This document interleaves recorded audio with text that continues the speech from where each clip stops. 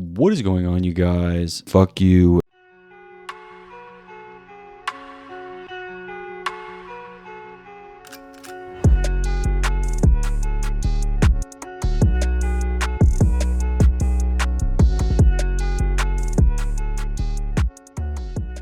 What is going on, you guys? It's your boy, Cock-a-doodle-doo, fuck you, LP42, and we are back with episode 42 of the Let's Play series. I am here at my gold farm after I've made a few changes. Took a while, so first thing I did is I moved them up, just because I think giving some room for falling here will give us an easier time picking up drops from piglin that we kill. So I moved them all up, and then I kind of decided against using the whole crazy piston thing just because that really wasn't working, and there's going to be a lot of redstone and going to be annoying. Unfortunately, this solution isn't that great either. A lot of the piglin keep getting stuck in those corners. I think one thing I could do that would be easy would just be to put another lava source block just a block out from each side, pushing them in to the middle, or just making this opening here 3 wide instead of just 1. Either way, I have it configured for one-hit kills down here, so that does work. And the eventual plan is to have a melon farm here, as well as an auto brewing station somewhere to help give us potions of regeneration, or healing or something. I think it's healing, that will automatically kill these guys with one thing. We also could always just do that, and it's the same thing. Anyway, this will serve kind of as a secondary XP farm, but mostly just as a gold farm, and then we'll funnel in all of the drops to down through our giant hole we made over here, down to a piglin trading area below all this. So the plan of the episode is to focus here and get work done on this, but we know how these things go. But anyway, this is where I'm starting. So I'm going to start by trying to just fix this first area so the piglin don't get stuck as easily. So this guy didn't, but a lot of guys are getting stuck just right at that opening. I might just make it 3 wide here. But anyway, we're going to start off the episode today, so I'll check back in once I've made some progress. Alright guys, I have made some progress on the gold farm here, and here it is in action. So I opted for pretty slow, but it is, I guess, a trusty method of getting all the piglins to the center.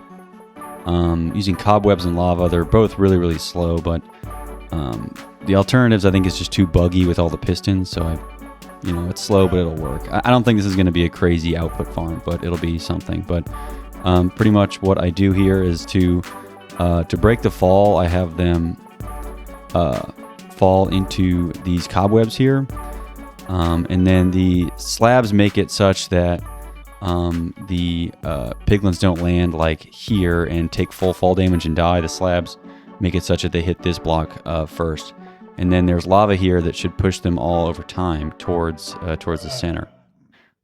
It does take a while and they get stuck, but they eventually get unstuck. It's not I haven't seen anything get permanently stuck yet, but once they're funneled in, they stop here, which is the block height for a one-hit KO, and then they all condense down here into this pile. And my eventual goal is to have melon farms, maybe somewhere around here, or maybe just underneath this if I can fit them. I'm not sure what design I'll do for the melon farms, but the melon farms will be to make splash potions of healing such that I can do this. So that's kind of the plan. And then for the pickup, there are hopper minecarts under here picking up all the items, and I'll show you how those get filtered out. Alright, so underneath this, we have hoppers that pick up the items off of the hopper minecarts. So this will be running at just only 2 hopper speed, even though the hopper minecarts could theoretically be a lot faster. But yeah, we're looking at 2 hopper speed here. They go into each of these droppers, and then once they're dropped out onto, see if I can do this, onto this block here, they get pushed by this slime block and sticky piston across the ice here. And the ice, it only can send it about 32 blocks, I think. But then once it goes all the way to the end, and in theory it's supposed to fall down here and get pushed again. So it gets pushed again, another 32 blocks, and then this is a little repeater thing. So it gets picked up by a hopper. There is a vertical dropper line. It goes up here, and then it's spit out again and pushed again over here. Finally, we have the collection system. So there's just a simple item filter here for rotten flesh, gold, and the gold nuggets. And any swords get filtered into here, get smelted, and get put with the nuggets. So you can see here's just the drops we have so far. What the fuck are you doing? Get out of here, you prick. But yeah, so anyway, all the items get filtered into here, and it is so far so good. Some of the items do get stuck along the way, and this redstone is a little bit buggy, but you know, it is what it is. One last thing with the sword smelting I have, because there's not really a great way to filter out like just swords or just smeltable items. What I've done here is I just put a bunch of coal in here that should last a while. But then this chest essentially serves as just like a temporary buffer. So if there are items that aren't filterable by any of these, so like for example, if gunpowder or something gets stuck in here, it will try to be smelted by the furnace. And so as to not back up the whole system, I have essentially double chest to serve as a buffer. So I think intermittently I'll come in here and check and see, and I could extend this to be more, but I'll come in here and check to see if there's any items that are clogging up and stopping swords from smelting. But otherwise, if it's only the 4 items, the rotten flesh, gold ingots, gold nuggets, and the swords go through, this should work smoothly until we run out of coal. But yeah, it's like the last little thing with this sword smelter. Alright, so that is the current status of the gold farm. The next step will either be for me to work on this melon farm design, so I'll have to think about what that design is, or what I'm going to do over here with the collection system. So my plan is to have an area to trade the rotten flesh with clerics, just because the clerics have a few decent trades, and I only have 2 clerics in the main village, so kind of helps to have more of their trades. And then as well as to connect up a gold farm, a piglin trading farm, bartering area down at the bottom. So I'll probably find a way to transfer the gold down, and then probably the rotten flesh down to just as 2 separate things, and then have like a trading area and then a gold area. So that's kind of the plan for this, or the melon farm. I'm not sure which one I'll start off with next, but pretty good progress so far. So I'll jump back in once I've made some more progress. Alright, so in the spirit of keeping things unique and also consistent with the shape of these two, I think I've decided I'm going to do the melon farm in a configuration somewhat like this. So it'll be similar to our pumpkins in the sense that I'm using the same observer and piston trick to farm them, and I'll probably have a layer underneath this as a collection layer with just minecarts that run around and pick up all the melons that are broken. I'll probably do a few of these layers, and then I'm thinking that the bottom half of the size of this, so the top half will be melons on both of these, and then the bottom half will be maybe where we do auto brewing. And I want to keep this similar shape just so it's consistent, and plus it just makes it a little bit of a challenge for me to make a farm in this weird shape, because otherwise I just make it a square or something like that. But I think the circle's at least kind of cool. One other thing that I'm gonna have to change immediately is the pickup system here is fine. This works totally fine, but I'll show you a problem that we have downstairs with the item transport that I'm gonna have to refactor, as they say. Also, one other thing that I did is I'm putting this glass on here, like to make the top unspawnable. I mean, it's already unspawnable. Mobs and things can't spawn on bedrock, but I also think it's just cooler to have it for sure unspawnable using glass. And it's also this color here delineates the different biomes. So as I go from the whatever this is called, the basalt delta into the nether wastes, you see like the sky color changed. So the glass will change as well. So I'll have I think I'll do black for delta, this for nether waste, and then like the blue for the other one, and I'll figure it all out as I go. But it's gonna take a lot of glass to fill up this. I'm not gonna go obviously forever I'll probably just make a little perimeter a couple 100 blocks out and do it that way. And then of course on top of the beacons here I have this lime green glass. But anyway, I'll get to the problem with the item transport system. Alright, so in theory there shouldn't be any problems here. This, while it might look bad and it's probably not great practice, this shouldn't lock up itself. But I think when I unload or load the chunks, these pistons, for some reason, the signal's gone. It's either all lit up or none of it's lit up, and then these aren't pushing. You can see it more evidently maybe in this one, so where these are just permanently pushed out and they're stuck.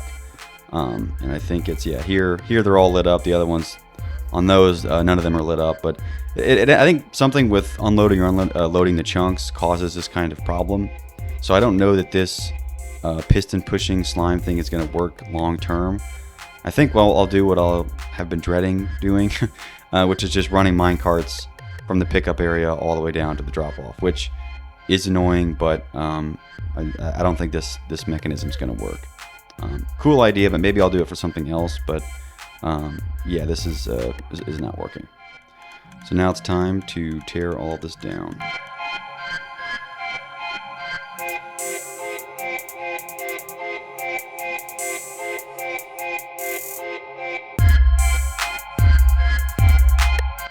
Alright guys, I tore out the old collection mechanism and replaced it with this one. So this is just an unloader, where this the chests here will kind of serve as caches to store just a bunch of bulk items until the minecart with chest gets underneath this, and then it'll be unloaded. And then down here we have an unloader. So the minecart with chest will go over these rails and unload until it is completely empty, and then it'll be sent back. This is just a manual toggle that turns it on or off. So if there's nothing in these chests down here, aka there are no drops, they should just be bouncing back and forth until there is something. So yeah, it'll go here until there's something, and then bounce back. I have also adjusted the drop area here, so the drop zone now is 3 wide.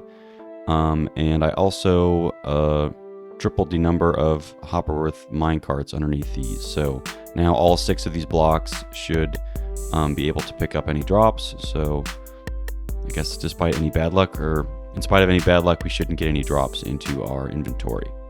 I still don't really like how this is set up. I would like something a little bit more elegant here, but at least the drops are all covered. We should be good there. I've also made some progress on the melon farms up there, so let me go up there and give you the update.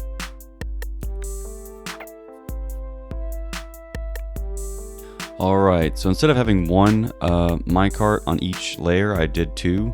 So I've divvied them up kind of half and half. So I guess 2 quadrants of this will be with one minecart, and the other 2 will be with the other.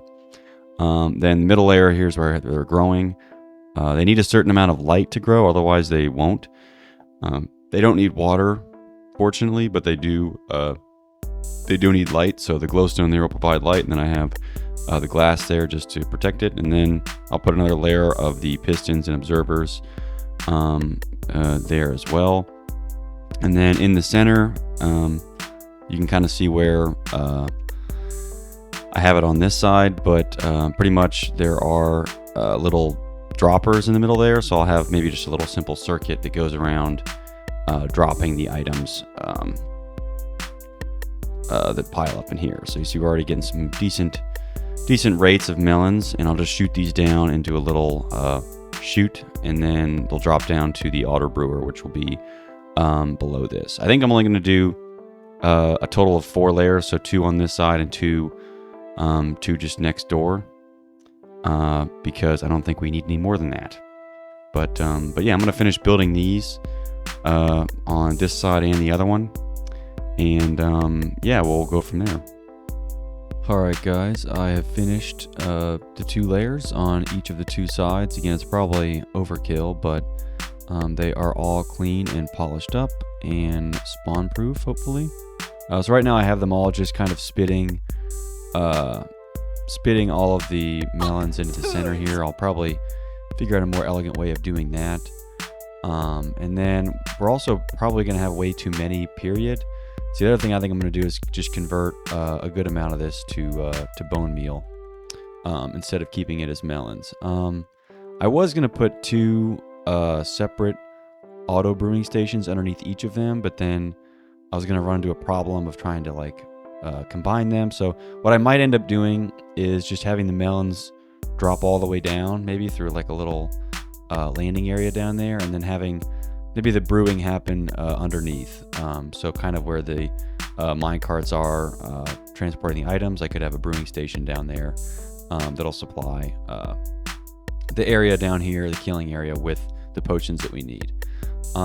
But I do have some maintenance to do on some other farms which have been broken by modern updates, so I'm going to go over there and fix those.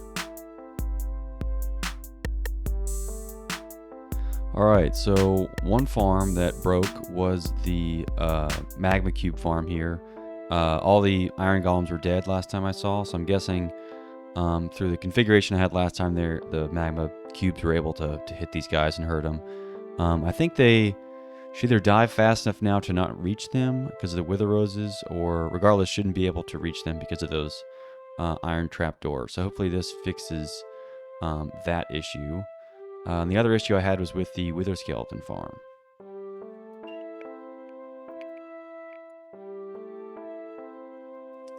Alright, so similarly to the magma cube farm, all the piglins guys were also dead. So I had to get new piglins in here.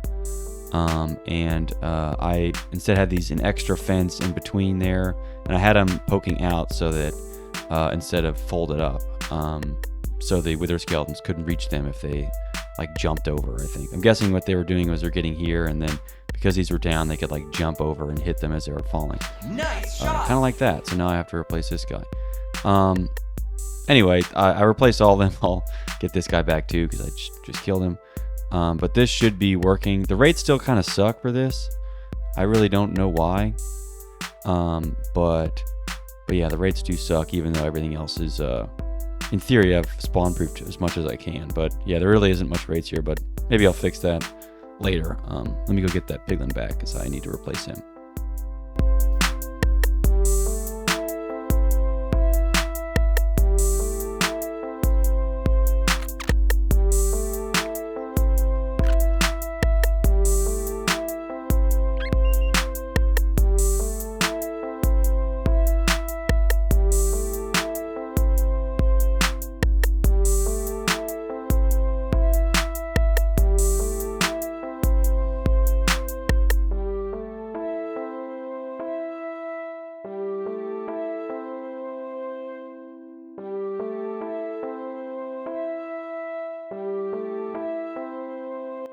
Alright, well, anyway, I replaced all of the piglins, and this one twice.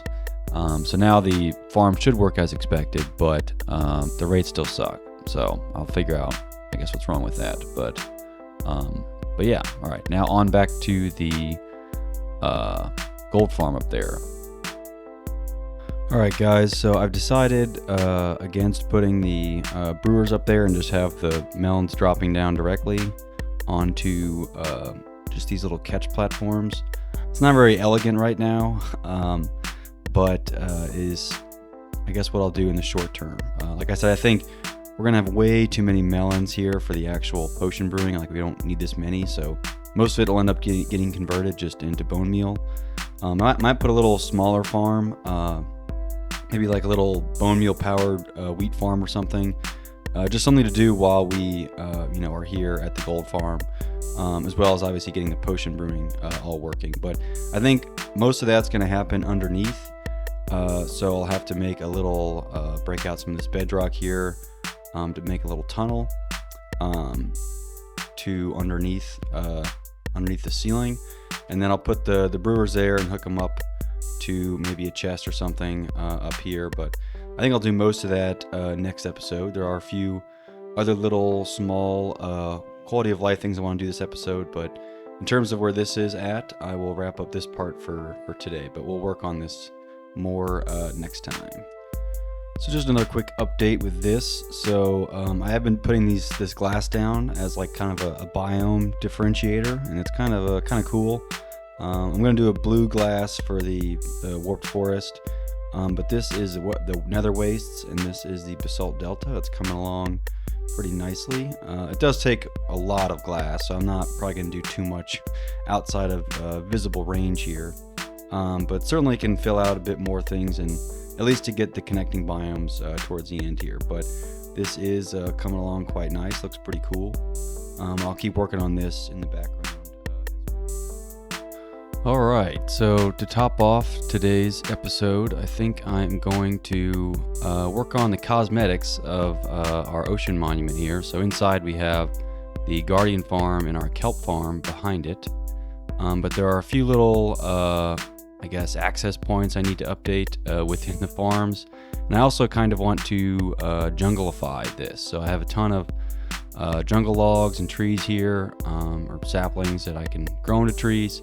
And I think instead of having just these torches in this kind of bland area, I'm going to make it a big jungle biome and probably put some vines and stuff over here. But I think it'd look cool to make this, that kind of a jungle aesthetic. And hopefully it looks all right, but I guess here's what it looks like before, and we'll see what it looks like after. All right, guys, it is convenient that it's raining. We get the good overhead view of the updated ocean monument. So I've planted a bunch of jungle trees, did some lighting around the area, lots of vines. I'm not totally sure if I'm sold on the vines on this thing yet, but I think I'll let them grow a little bit. And then I've been trying to replace all of the torches here because they look ugly with the softer lighting of these sea lanterns. So instead of having it on top like this, I went with this little floating thing, which I think looks all right. But yeah, this is kind of the updated look. I'm still working on the inside and a lot more of it, but I figured we could wrap it up there for today. In between episodes, I'll work more on this. I'm just getting rid of all of the torches and maybe finishing up all of these outside things. But wanted to get this episode out and done with so I can start fresh with something a little new, because this one was a bit disorganized. But anyway, yeah, thanks for watching, and I'll see you guys on the next one. Peace out.